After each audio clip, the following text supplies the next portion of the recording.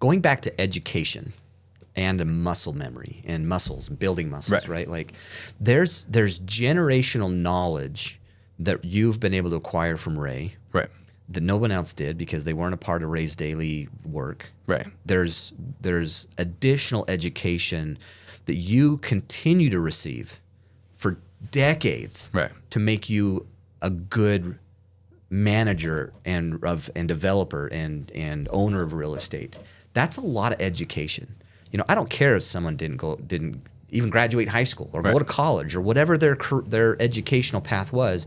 If they've really dug into the education of the industry that they're in, they're so much smarter than I am. Period. Yeah. Right. And so you look at leaving that you have that education, that muscle that you've built over decades, and to leaving that to a feeble, unmuscly, uneducated person and a family to take care of, it's just not going to go well. And they don't know how to do that. And I find that same thing with people who want to get into real estate, especially later in life. 100%. Where I, and I have a lot of like doctor clients and things where they're like, well, I have this extra money. I'm like, well, what do you want to do? Do you want to start building a nest egg and putting money aside out of your checking account, putting aside and building an opportunity bucket so that you can then invest into real estate? But let's really talk about what that looks like long term, because do you want to you have to treat real estate like a business. Right. It is a business. You have to operate it like a business, and you have to have business acumen. You have to learn how to evaluate all these things, and there's a lot of education that goes into there. And I'm still learning.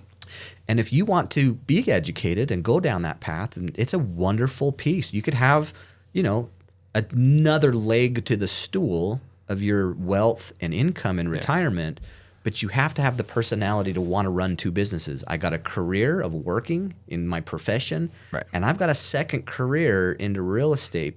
You want to give it to somebody, especially your children or a wife. There better be someone in your family that has that educational muscle to be able to take the mantle. Otherwise, it's such a good idea to start looking at your retirement planning and generational wealth planning as transitional. And so I agree with that. So I siblings, say, hey, will you teach me how to do this? And I'm like, well, it's not a hobby. Yeah. It's your everyday. It's a knowledge, and it has to be something you want to do and become obsessed with. Yeah. Otherwise, you just need to read a book about it.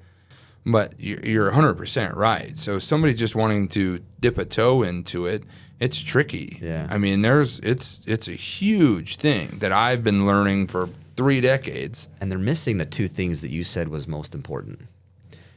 It is the perseverance and work ethic. Right. And it's the creativity. Right. And if you don't know how this stuff fits together, correct, you're never going to have the creativity to really be able to put those Lego pieces together. Right. And if you're not going to have the work ethic, the determination to go and do it every day, all day long, or put the time in, neither one of those things are present. So one thing that helped me a lot was my dad. I liked hanging out with him, and we drove by his properties, and we looked at different things, and he would explain to me the what's what.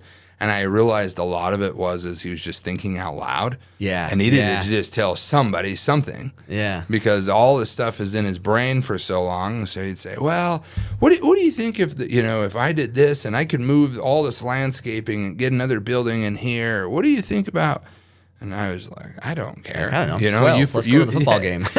you promised me food, And but I think that was huge. And so I was telling my wife, so my 16-year-old,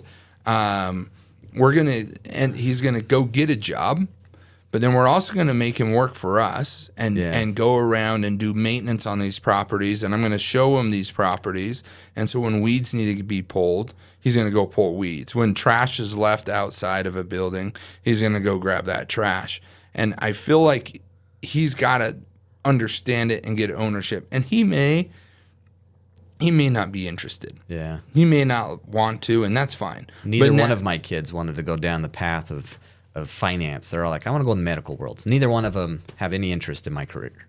And so when you do that, I think then you understand. You're like, man, we might just need to liquidate all of this and then just stagger it out for so many years and pray for the best. Yeah.